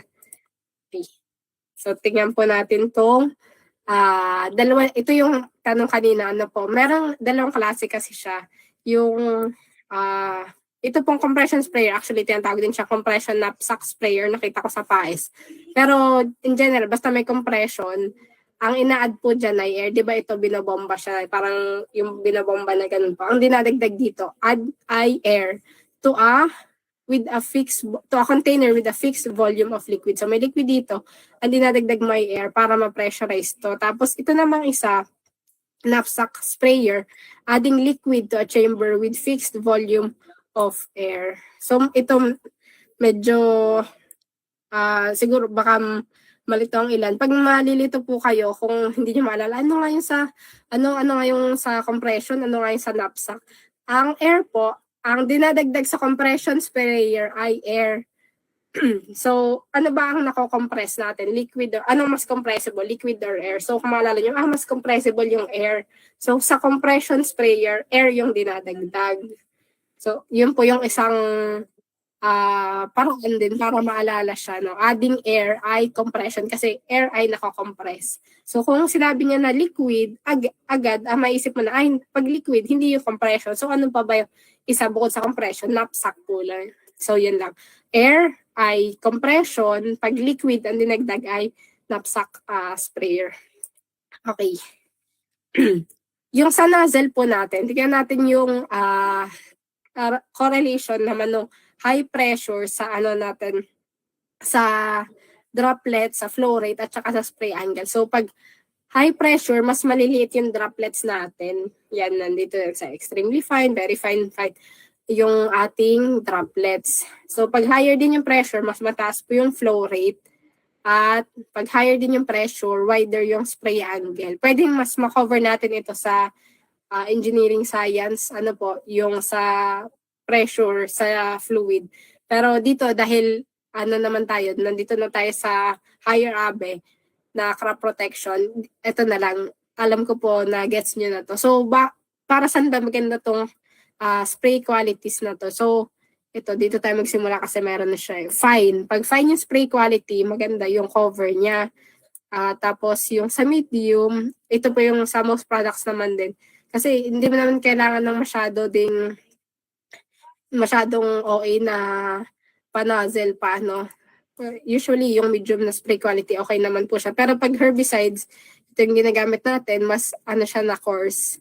Coarse, very coarse. Tapos, sa liquid fertilizer, extremely coarse at ultra coarse yung ginagamit. So, galing to sa PAES din po. Ayan, ito po yung types of nozzles naman. Pwede tayong, may dalawa lang tayo pong madidiscuss. Yung una po ay cone type. Dito, yung cone shape yung pattern niya. Pag ganito. Cone shape pattern of spray which could be hollow or solid cone. So yung hollow, meron siyang bilog pa dito sa gitna na ito lang yung naanuhan niya ng tubig. Yung parang labas na area po. So it is best suited for spraying crops because it produces a spray in which droplets approach the leaves from several angles. The pressure is high and then orifice is small. Ito po yung shape nung ano niya, nung pinaka-nozzle sa full coat. Tapos, yung ikalawa po ay yung fan type naman. It produces a flat pattern. So, kagaya po nito, ano siya, flat, hindi parang circular kanina. Yung sa cone po, ano siya, pag ganun. Ito, flat pattern po siya. So, it is best suited for spraying flat surfaces as in the application of herbicides. The pressure is low and the orifice is large. So, dito, para maalala po natin na the pressure is, pag pressure ay high, cone type yung nade-develop niya. Tapos, sa low pressure, fan lang. Fan type. Tapos, yung orifice ay large. Okay. So, mag-move po tayo sa harvesting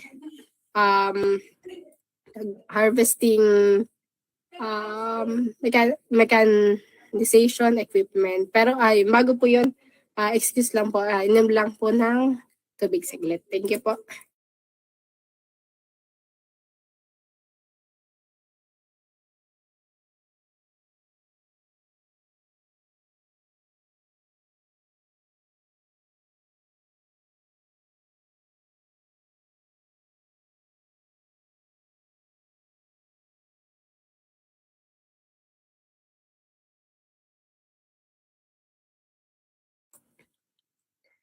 Yan, hello po ulit. Thank you po sa paghintay. So sa harvesting po natin, again, low po yung level of mechanization niya. Low.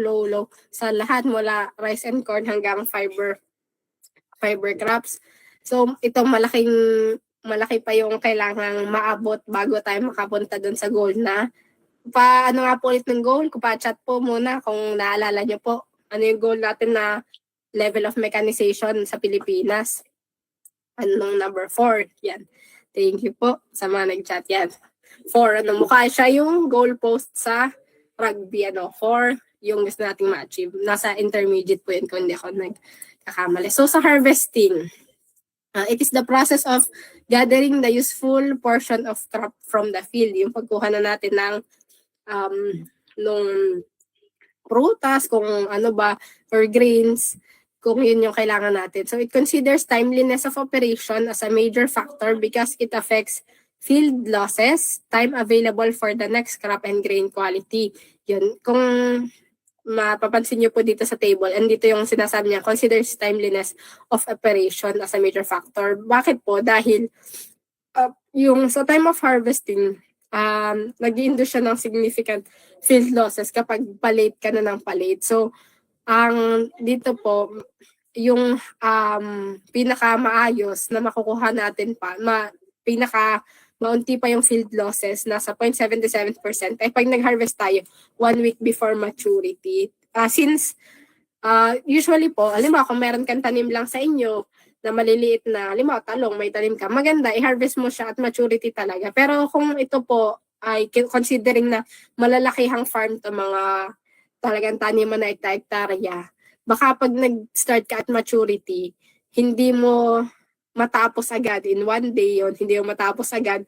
So, masisira yung iba. So, mas mataas yung field losses kapag at maturity tayo nag-harvest. Contrary sa, siguro possible na iniisip natin noon bago tayo nag-abe po, dapat pag mature na siya, mas maganda na i-harvest. Yun, ideal po ay 1 week before maturity. Tapos eventually, pagka nagtatagal, 1 week after, 2 weeks after, 3 weeks after, 4 weeks after, wala ka na halos dito sa 2 weeks, 3 weeks, 4 weeks after. Sobrang lugi ka na siguro nito dahil ang laki na ng field losses mo. Ito, more than half na. So, mahalaga po na natin yung timing ng harvesting. Tapos, bukod po dito sa timing of harvesting, mahalagang, ayun, timing pa din pala to. Mahalaga na ma-drain yung field, hindi na tayo mag-irrigate 1 to 1.5 weeks before harvesting para yung soil natin ay matigas, okay na makakadaan yung ating yung ating machinery kung gagamit tayo ng machinery, tsaka meron din yung effect po sa plant. So 1 to 1.5 weeks before harvesting, hindi na tayo mag-irrigate para ma-drain na ng field yung mga kailangan niya ma-drain. So, tingnan po natin itong ilang harvesting equipment. types of harvesters. So una, yung hand tools. Ito yung kakapagod gamitin. Siguro isipin niyo po, ang laki hektare yung ano mo. Tas kahit na madami kang tao, ito talaga yung gagamitin mo. Nakita niyo po, low yung ating mechanization level. Nakakapagod ito. Bukod sa nakakapagod, delikado sa farmers natin. Pero ito yung usual na nangyayari. Ano po, gumagamit ng sickle. Ito yan, yung sickle po. Yung ito, sa mga damo-damo din po, sickle, scythe, tapos yan. Ito, yatab, ito po yung tinatawag nilang yatab. Lingkaw, wala akong mahanap. Hindi ko po alam itsura nito lingkaw. Baka alam nyo. Pero siguro ganito din. Tapos ito po yung cradle na tinatawag naman. Pang-harvest yan.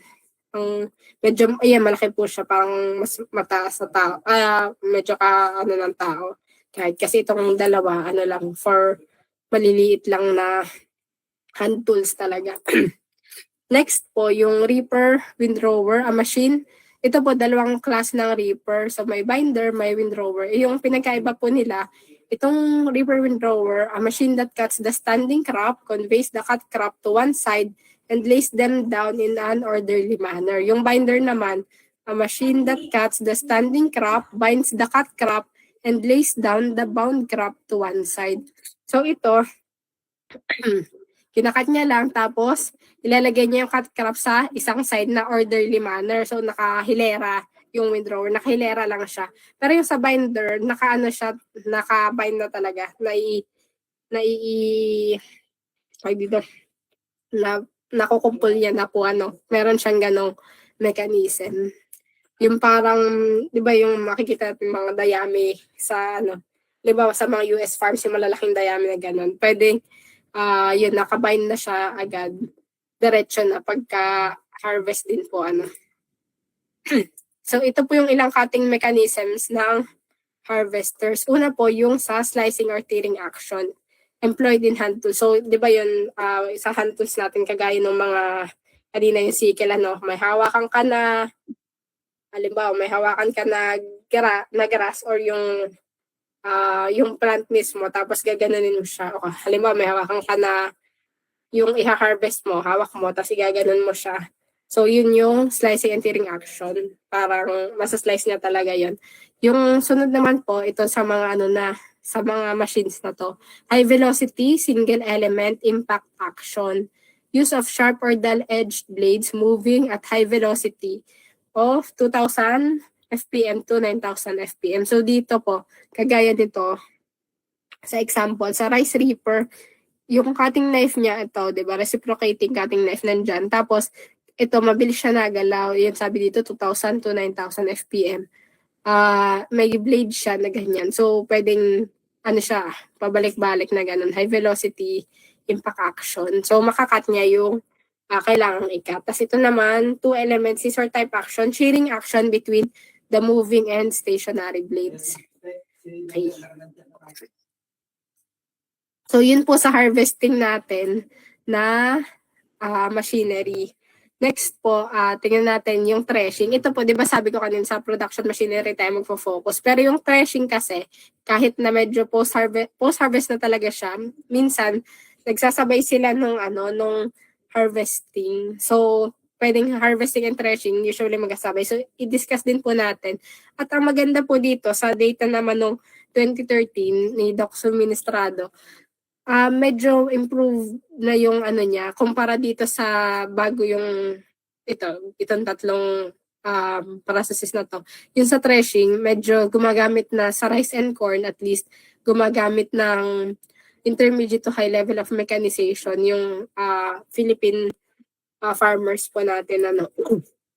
Tingnan natin, yung threshing po, kasi siya, kakapagod siguro po talaga mag-threshing, kaya intermediate to high na yung level of mechanization. So, ito po yung process of separating the grains from the straw after harvest.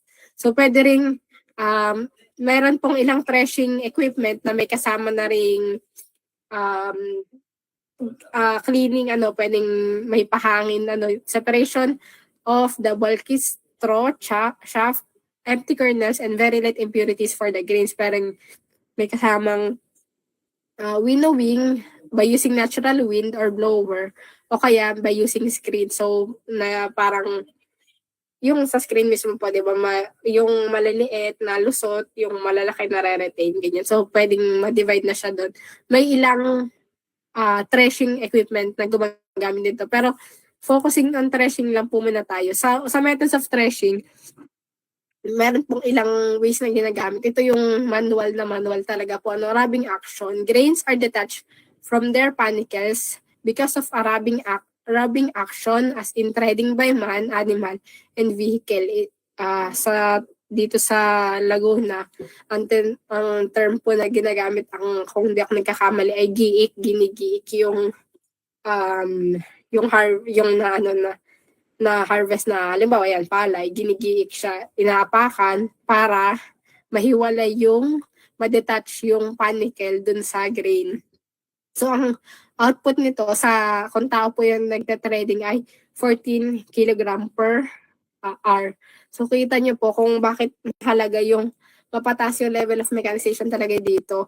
Nakakapagod po. Hindi siya safe una din dahil grabe yung strain yan sa likod, sa paa mo, sa mainit, hindi siya safe na gawin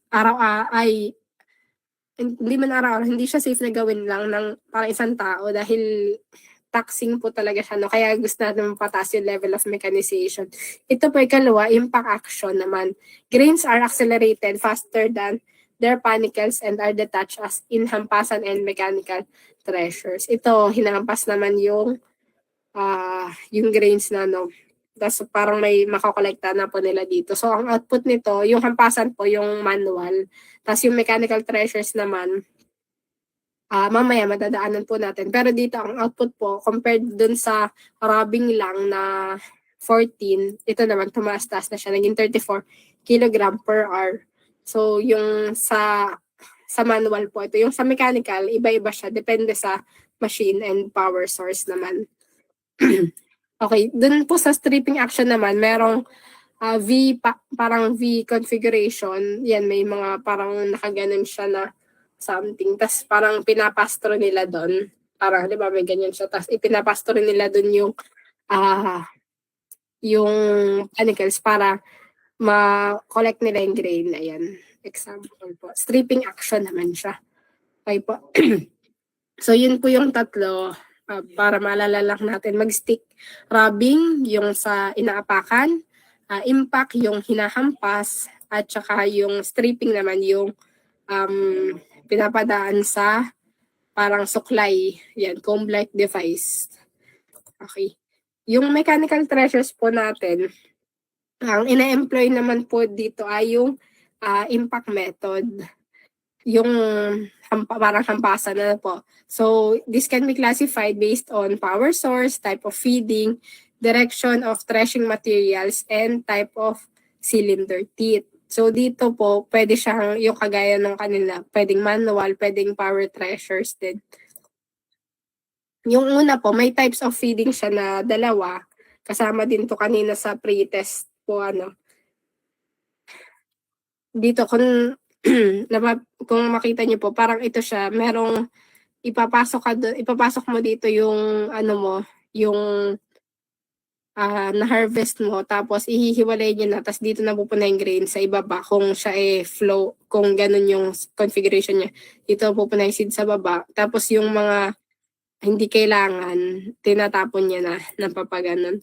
So, ang type of feeding po, dalawa, hold-on feeding at saka throw-in feeding. Yung sa hold-on feeding, straws do not pass through the threshing section. Ginagamit po ito, hindi itong straws na to. Ang nadaan lang sa kanya ay, sige dito, ang nadaan lang sa kanya ay yung may panicles lang. Pero yung yung parang damo na part na ng palay, halimbawa, considering na rice po yung natin, hindi na magpapasa threshing section. So, dahil hindi niya na ipaprocess yun, yung hold-on feeding, mababa lang yung power requirement niya, tapos maliit lang siya, lightweight lang yung construction niya. Hindi kagaya nung sa isa na throw-in feeding. Sa throw-in po, papasok mo lahat nung lahat, yung straw, yung buong na-harvest mo, straws pass through the threshing section. So, ito, since nilagay mo na lahat doon, mataas yung kailangan niyang power requirement kasi kahit yung hindi niya kailangan, hindi mahalaga na straw, ipapadaanan mo pa sa kanya. So, heavyweight din yung construction nito. Ang example po nito, yung axial flow thresher at saka yung US combine. So, dito po ay pedal thresher and Japanese combine. Mas siguro, mas mura din siya kasi lightweight construction at low power requirement. So, hold on.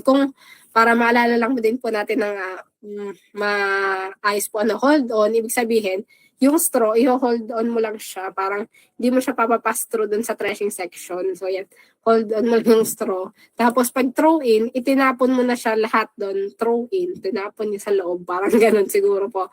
Lahat ipapasok mo. So, throw in feeding straws, pati yung straw, it will pass through the threshing section. So, dito po, yan, pag pinasok mo lahat, yun yung dito ma-discharge yung straw. Tapos, dito mapupunta yung grain. May screen lang dyan, may blower, ganyan.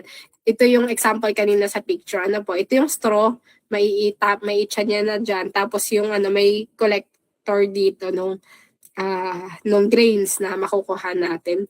So, mas mabilis. Kung kagaya nito, ipapasok mo na lang lahat. Kaya lang yun nga po, mas malaki siya, mas mataas din yung power requirement niya. So, ngayon, tingnan po naman natin yung direction of threshing materials. May dalawa din, tangential po at saka axial flow. Yun po sa tangential at saka sa axial flow, throw-in type siya pareho. So yan, throw-in, ibig sabihin nga po pag throw-in, pakichat nga po, pag throw-in ba kasama yung straw o hindi kasama yung straw? Pag throw-in, tinapon, parang kasama po, okay po. Kasama po yung straw kasi throw-in, tinapon mo yung sa loob lahat. Yung isa ay, nga po yung isa?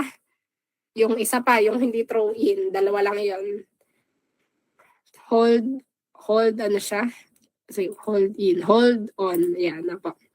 Hold on feeding naman yan. Thank you po sa mga sumasagot. Yan. Sa tangential flow po, sa throw-in type, ito, tangent yung pagpasok niya, yung paglabas niya, ay ganun din. Throw-in type of thresher wherein cut plants are fed between the rotating cylinder and stationary concave, and the threshed materials or straws are discharged out of the threshing chamber tangentially. So, basta may nakita tayong tangential flow po yun siya. Or, yan, true flow. Pag may pumasok dito niya din siya ilalabas. Pag yung isa naman po, axial flow, throw-in type of thresher which allows the cut plants to move in a helical manner around the threshing cylinder with a net effect of moving the material actually between the feeding and discharge outlet. So, dito naman, axial po siya. Pag pinasok mo dito, iikutin niya dito, tapos dito lalabas yung straw, pero dito lalabas yung grain. Ito yung example kanina po nung pinakita natin. Tapos, kung ba't mas effective po yung axial, kasi ito, hindi siya isang bilog lang, isang ikot. Po siya, parang helical manner niya ikot. So, iikutin niya, mahaba po to, medyo mahaba yung yung cylinder niya pag ganun. So, pag ikot niya dito, makaikot siya ng isa, hindi siya nalaglag, yung grain, iikutin ulit siya dito, ikutin ulit siya dito, ikutin ulit siya dito. So, paulit-ulit yung ikot niya po, hanggang malaglag. Sa paes po, sa previous paes, merong percentage ito. 90% ng grains ay makukuha mo na sa axial flow, pero sa tangential ay 60% lang, since isang daan lang siya. 60% ng grains. So, meron pang subsequent na gagawin ka sa axial. So, sa tangential. So, sa axial, mas siya, mas effective kung based sa threshing ng sa pag-thresh ng rice. So, ito po yung type of cylinder teeth naman. Meron pong tatlo na nakalagay sa paes. Ito yung cylinder teeth kasi 'di ba may cylinder tayo na nakalagay yan sa gitna. So, meron tayong umiikot tapos po ito yung pang ano mo ng grain, pang kuha mo ng grain. So gusto mo kasi 'di ba kiskisin siya para para maghiwalay yung grain sa panicle. So una po yung rust bar, tapos ganyan yung itsura niya. Medyo malabo na lang itong picture sa pahis. Pero yan, rust bar, peg tooth, yan, patusok-tusok na ganito. Tapos yung wire loop naman po, pag ganyan siya. So, basta ang gusto natin, parang mapaghiwalay mo yung grain sa panicle. So, mag-i-introduce ka ngayon ng mga obstruction na dadaanan niya. So, yun po. Itong, kagaya po nung sabi ko kanina, itong 4 na to, yung shelling, dehusking, cleaning, drying, milling, or village level processing, ginagawa to usually sa rice, sa vegetables.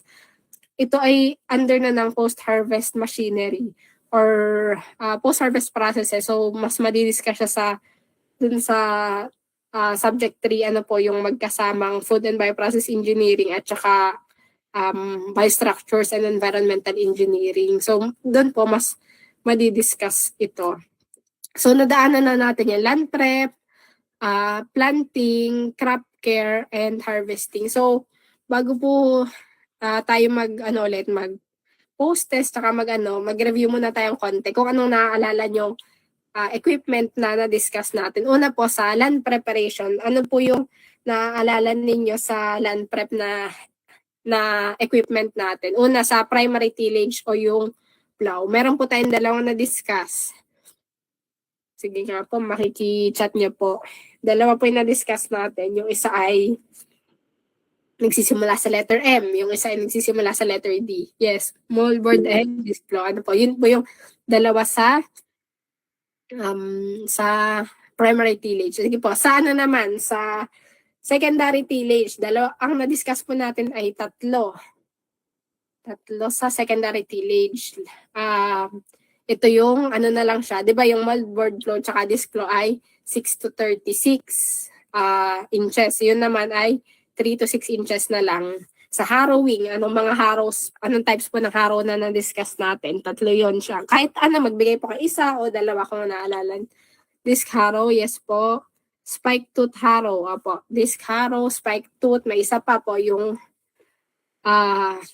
yan, spring tooth. Apo, spike tooth at saka spring tooth harrow. Yung spike ay patusok, tapos yung spring po ay pa-curve, mas curve. Yan, tama yung tatlo po. Disc harrow, spike tooth, at saka spring tooth harrow. Sa planting naman, ay sa general purpose po pala. Sa general purpose, magkahalong primary at saka secondary tillage. Ano po yung na-discuss natin na dalawa? Ayun. Rotavator, rotary tiller, at saka yung isa ay, na-chat na, ano pa yung isa? Floating power tiller, yung may palutang. Okay, very good. Thank you po. Thank you po sa mga sumasagot. So, next naman po, sa planting po natin, meron tayong, tatlo din ba sa planter? Meron tayong planters, tatlong types ng planters. Meron tayong blank. Ay, sige. Row crop seeder yan. Hill drop na naalala nyo po. Row crop planter. Opo. Hill drop planter. Ano pang iba? Yung equal po yung space ng between rows at saka between hills. Between hills saka between rows. Ano pong tawag doon? Yung pwede mong daanan ng subsequent machinery for subsequent machinery operations. Check row planter. Opo, tama. Check row planter. Okay. Very good. Thank you po sa mga samagot. So, sa crop care cultivation, ang na-discuss natin po sa crop care ay sa spraying at saka sa weeding. So, sa weeding, ano po yung mga naaalala nyo na, sige, mga hand tools na naaalala nyo sa weeding? Blade type, sige po. Sickle, yan yung asada, scythe, okay po. Sickle scythe. Okay. Thank you po. Yan yung sa weeding natin. Ay, balik tayo dun sa planter po pala. Sige, magpaano muna tayo ng dun sa planter, meron pong isa pa pala na hindi ko nakita kanina. Yung row crop, 'di ba? Yung seed drill. Tapos may isa pa yung nilalagay niya lang. Yan, broadcaster. Okay. Thank you po. Yun ay wala siyang definite na spacing, pero parang may iniikot lang siya na something para even yung pagkakalagay niya, broadcaster, tama po. So, yun. Ano pa ba yung sunod? Sa crop care spray naman po. Ano po yung pag kinompress mo, ano po yung sa compression sprayer? Ano po yung ini-introduce natin? Air o liquid? Pag compression sprayer, air. Dahil, kung maalala niyo po yung ating palatandaan, ang air ay compressible. Okay, pag compression sprayer. So, ano naman po yung tawag pagka liquid yung nilalagay, yung ini-introduce natin? Liquid, yung knapsack. Okay, very good. Thank you po sa mga sumasagot. Tapos, ano pa bang natin? Sa harvesting po, ano bang mga pwede nating itanong sa harvesting? Sa harvesting, natanong natin yung saman tools kanina. Methods of harvesting. Ano po yung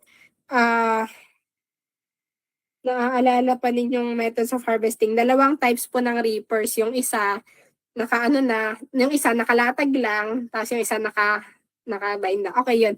Reaper, windrower, at saka reaper binder. Yung windrower, lang siya, nakalatag, ayos na nilalatag. Yung isang reaper ay binder, naka-bind na sunod. Tapos, last, yung threshing po. Ano yung methods of threshing po na naaalala nyo? May una, yung sa manual lang, yung rubbing, yung ginigiik. Hampasan po yung next. Hampasan yung anong tawag sa, yung English dun sa hampasan? Ano pong term na ginamit natin? Impact, impact, tama po. Impact action. Tapos yung isa, yung merong parang may V, no stripping. Okay. Thank you po sa mga sumasagot. Tapos ano po yung dalawang klase ng flow na meron sa harvesters sa threshers natin? Dalawang klase ng flow, tangential and axial. Okay. Ano po mas effective sa dalawa? Anong mas maganda po in terms of efficiency? Ganyan. Axial, 90% ang axial, ang tangential po ay 60% ang nakukuha. Tapos, ano yung dalawang klase ng feeding na meron sa thresher? May feeding, isang parang hawak ngayon, isa ay tinatapon sa loob, okay, throw in.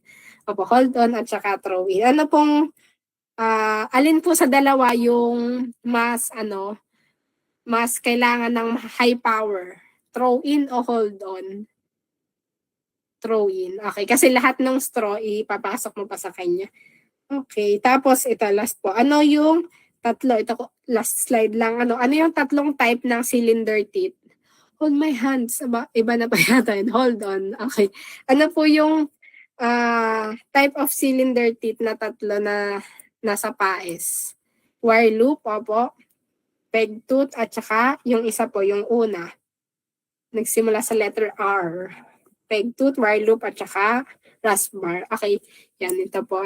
Yan. Rasbar, yung ganito siya. Peg tooth, at saka wire loop. So, yan. Ready naman na po kayo. Thank you po sa pag-participate dun sa maikling review natin. So, ito yung references po na ginamit natin. Yung ito po, galing sa dating manual last year. Gawa po ng mga sumusunod. Tapos ito po yung ibang studies and news naman. So, thank you po sa pag-participate sa review. So, dahil tayo may pre-test kanina, may post-test tayo ngayon.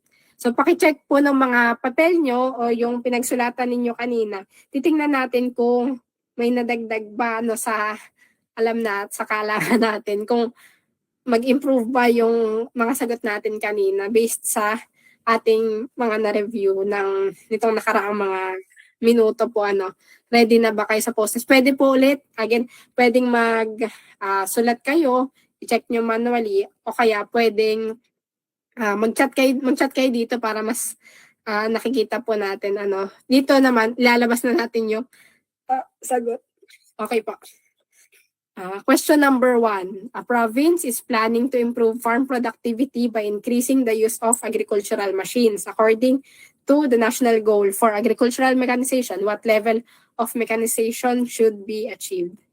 Ang sagot po ay letter. Sige po.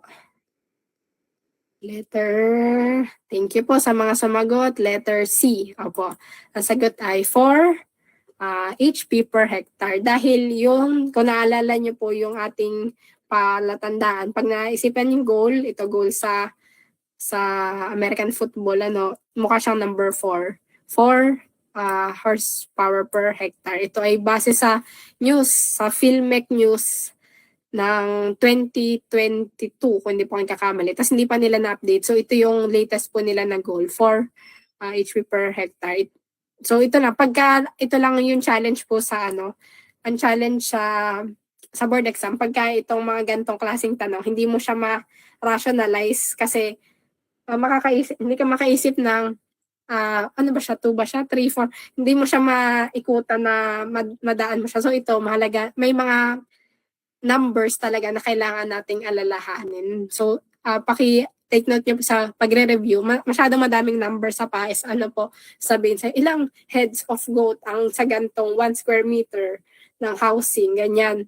Hindi naman necessarily, kung kaya mo, why not? Pero, yung mahalaga po na kailangan mo talagang sauluhin, meron kasing high yield, tas may hindi naman high yield. So, i-reserve natin yung brain cells natin sa high yield na mga tanong kagaya nito, yung mga sauluhin talaga. Kasi yung mapapractice natin yan, yung mga pagsosolve, pag-rationalize ng iba, pero itong mga ganito talaga sa sauluhin. So sana po maalala nyo to kung sakaling itatanong man. So next question po. A farmer is preparing a field with sticky clay soil. He wants a primary tillage implement that reduces the friction encountered with a sliding moldboard plow. Which implement is the best choice? Sige po, sagot tayo.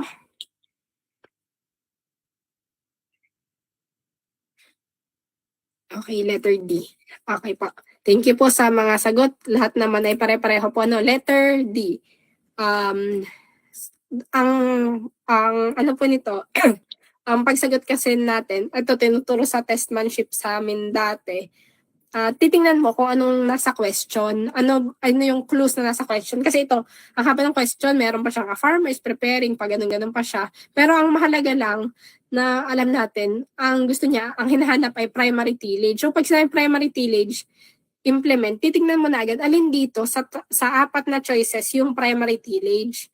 So meron ka agad may eliminate. Ano po yung na-eliminate mo agad? Pag sinabi mong primary tillage ang kailangan, sa 4 na to, may isa ka may eliminate. Ano po yun? Hindi siya primary tillage. Anong letter? Disc harrow, yes. Kasi po, hindi hindi siya primary tillage. Secondary tillage po yung harrowing. So, eliminated mo na agad yon. Kung sakali man na hindi, halimbawa, kung sure ka na, disc plow, okay naman yun. Pero kung sakaling kailangan po natin mag-rationalize pa, kung halimbawa hindi natin maalala, ano nga yun yung mga techniques na tinuro din po sa amin dati. Pag primary tillage ay hindi nakasama agad yung disc harrow, na siya agad, X na agad to.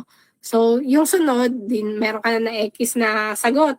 Yung sunod, reduces the friction encountered with a sliding moldboard flow. So, reduces the friction. Anong hinahanap mo? Ito pala, hindi ko na-bold tong moldboard flow. Sinabi niya na yung sliding moldboard flow ay may friction. So, anong maalis mo na agad na sinabi niya na dito? Moldboard flow. So, maalis mo na agad yung letter A, di ba po? Opo. Kasi sinabi niya na, ito nga yung iniiwasan niya, yung design ng moldboard flow kasi mataas yung friction.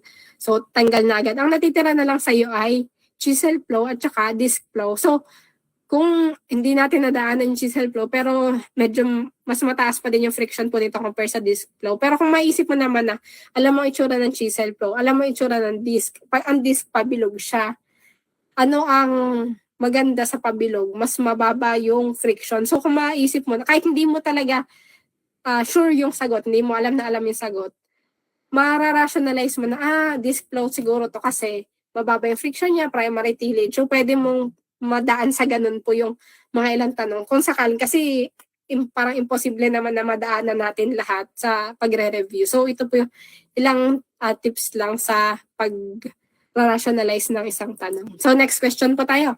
While applying pesticides, a farmer uses a spray that develops pressure by pumping liquid into a chamber containing a fixed volume of air. What type of sprayer is being used? Sagot po natin. Letter Yan, pare-pareho po naman ang sagot. Letter C. Okay.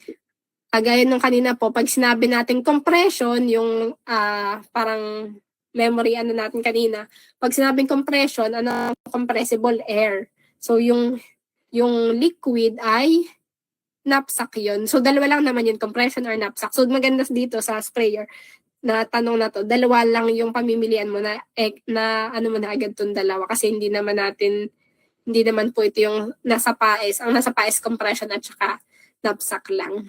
Okay, next po natin, question number 4. A rice mill plans to purchase a threshing machine capable of processing whole bundles of harvested rice. The manager prefers a machine in which the straw passes completely through the threshing section despite its higher power requirement and heavier construction. Which feeding system does this describe? Sige, answer pa tayo. Okay. Yan, same naman mga answers natin. Letter D. Una po, ang sinabi niya ay, ang gusto ng rice mill ay processing whole bundles of harvested rice. So, dun pa lang whole bundles, ibig sabihin, kasama yung straw yan. Straw passes completely. Pag straw passes completely, kung ang daming ang clues dito po ay sinabi niya pang higher power, tsaka heavier constructions. Dalawa lang yun na-discuss po natin. Ano pa yung isa bukod sa throw-in po? Ano pa dito sa choices na to. So, dalawa agad na eliminate natin. Okay, hold on, feeding. So, itong side at saka end na eliminate agad natin yan. So, pipili na lang tayo sa hold on or throw in. Yung memory trick natin kanina po, pag hold on, ay naka-hold on ka sa straw. Hindi siya nagpapas completely. Pag throw in, tinapon mo lahat dun sa loob. Throw in. So, yan. Higher. So, siya ay straw passes completely. Thank you po sa mga nagsagot. Yung last po nating tanong, a farmer wants to control weeds in a flooded rice field using an engine-powered rotary machine to reduce labor and improve efficiency. Which equipment is the most appropriate? Ayan, sagot po tayo. Sige po, lang. Okay, thank you po sa mga sagot. Pare-pareho naman po na letter C. Excuse me po. So, farmer wants to control. Ang clues po natin dito. Wait lang po.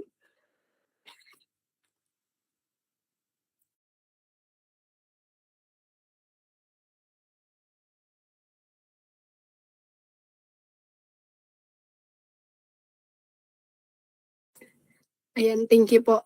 Tayo lang ay inuubo. Yan, so sa question number 5, thank you po sa mga sagot ninyo. Letter C. Ang clues natin dito, una, flooded rice field. Kung maalala po ninyo, yung alin po dito, yung pang tawag dito? Flooded rice field, engine powered. Yung engine powered pa lang, alam na natin na power reader yung hinahanap. Kasi yung hand hoe, ano po yung hand hoe? Manual, animal, ayan, manual talaga siya. Tapos yung push type, kung ano pong maalala niyo sa push type, anong klase ba yung push type? Manual ba siya or tractor driven? Manual din po, tinutulak. Tapos yung animal drone, alin po dito yung pwede sa sa lowland, sa flooded, yan 'di ba pag flood rice field, lowland yan. Pwede manual, pwede yung hand hoe, pwede yung push type. Ang animal drone po ba pwede? Pwede ba siya sa flooded? Kung maalala niyo po saan natin kanina. Halimbawa, may kalabaw. Gusto niya ba doon sa maputik? Ang animal drone ay designed po siya sa upland, sa tuyo na mga fields So gusto niya 'yon. Gusto niya doon upland. So X na agad to pag sinabing flooded rice field. So tatlo na lang, maiwan ka sa tatlo. Tas dito sa engine powered, titingnan mo lang kung alin sa push type, hand hoe at saka power weeder yung engine powered. So power na agad. Meron ka na agad clue dito na power weeder siya yung merong engine na isa. Ano po yung kulang pa dito? May isa pang kulang dito sa choices na siya, kinakabit. Anong tawag po dun sa, kung naalala nyo kanina sa discussion natin? Kinakabit sa likod ng yung ating bidang machine. tawag sa kanya ay blank mounted. Wala siyang engine na sarili, pero nakakabit siya sa isang malaking something. Tractor mounted yung tawag po dun sa isa natin. So, meron tayong push type and handle for manual. May animal drone, merong tractor mounted at saka yung power weeder. Power weeder lang yung may sariling engine na, yes, tractor mounted. Thank you po. So, pati nga po, ano yung score nyo po kanina nung nagsimula? Tapos, ano yung score nyo ngayon? Kung paki-chat nyo po para check natin kung nag-improve ba o ano. Sige, wag po kayo mahiya. Okay lang naman kahit 3 before, tapos 3 then 5. Okay, at least nag-improve 3 out of 5. Okay lang po. 3, 5, 3, and 5 to 5. At least nag-improve po 3 to 5, 4 to 5. Ayan. Sa ano po natin, kung yun, kung mag-enroll talaga kayo sa review center, mas heavy yung natin, yung mga pre-test, post-test na yan. Tapos, syempre, yung computations na hindi natin ginawa ngayon kasi medyo limited tayo ng time constraints, ay mas magpo-focus tayo sa computation since yun ay madamit din talaga sa pinaka board exam. So, kung meron po kayong, bago tayo end talaga nito, hanggang 5 lang po kasi yung post-test natin ngayon due to time constraints. And bago tayo mag-end talaga, ano yung pinaka tumatak po sa inyo na ngayong review session nating 2 hours na to? Ano yung pinaka tumatak sa inyo na hindi nyo na malilimutan pag hanggang mag-board exam kayo at lahat-lahat? Tingnan niya po. Yung national goal, ano po yun? Goal. 4 HP per hectare. Goal. Puro goal. Sige po. Meron pa po. Types of machine per farm operation. Okay, thank you po. Sana hindi niyo po talaga malimutan yan. Pwede niyo na kaibahan ng types of feeding, throw-in at saka yung hold-on feeding. Okay, meron pa po. National goal po, 4 HP per hectare. The PhilMech News 2022. We need to improve the mechanization level. Compression versus knapsack. Pag compression, ang dadagdag natin ay air. Pag knapsack, ang idadagdag ay liquid. Okay, thank you po sa pag-respond. Yung sa kanina, yung sa, sa kalabaw, yung nilalagay na yung nga pala English doon. Okay, thank you po sa pag-respond ninyo. So, yun, bago tayo officially tapos, meron tayong 8 minutes remaining. Ito po paalala lang, sa pagre-review nyo, hindi ko lang po nagsa-start na talaga kayo mag-review. Pero yan, sa pagre-review po natin, ito lang, paalala, don't chase success and chase excellence. Success will follow. Kasi ito, siguro, unpopular opinion. Sa iba kasi, inaano nila talaga na, i-aim mo mag-top 1, i-aim mo mag-ganyan. Kasi pag hindi ka nakakapasok top 1, at least malam maging top 2 ka ganyan. Okay lang din naman, pero kasi kung ang success na i-chase mo, mag-top notcher, para saan? Hanggang ilang weeks mo lang yun na parang pride, Although, okay din naman, reflection naman yun na nag-aaral ka ng buti. Pero kasi kung yun lang yung in-aim natin, hanggang dun lang yun. Pero pag ang in-aim natin, yung hinabol natin, excellence, halimbawa, gusto ko maintindihan nag-aaral ako ng ABE, gusto ko siya maintindihan dahil gusto ko makatulong sa farmers para maging akong excellent ABE, excellent AB engineer. So, pagka inintindi mo, gusto mo yun, dahil gusto mong maintindihan, eventually, mali mo, magtapuan ka, kakaintindi mo nung di ba? Susunod na lang yung success sa'yo. At ito ko po, kung alam nyo kung sino nagsabi nito, isang magaling na engineer ng panahon namin yata. O di ko alam kung panahon nyo pa din, kung kilala nyo pa yan. Si engineer, Rancho. Yan, si Rancho Chanchad. Yan, sa 3 Idiots na movie, yan sinabi niya. At nakita, yun dun sa practice niya kasi, hindi rote learning na sauluin ko lang.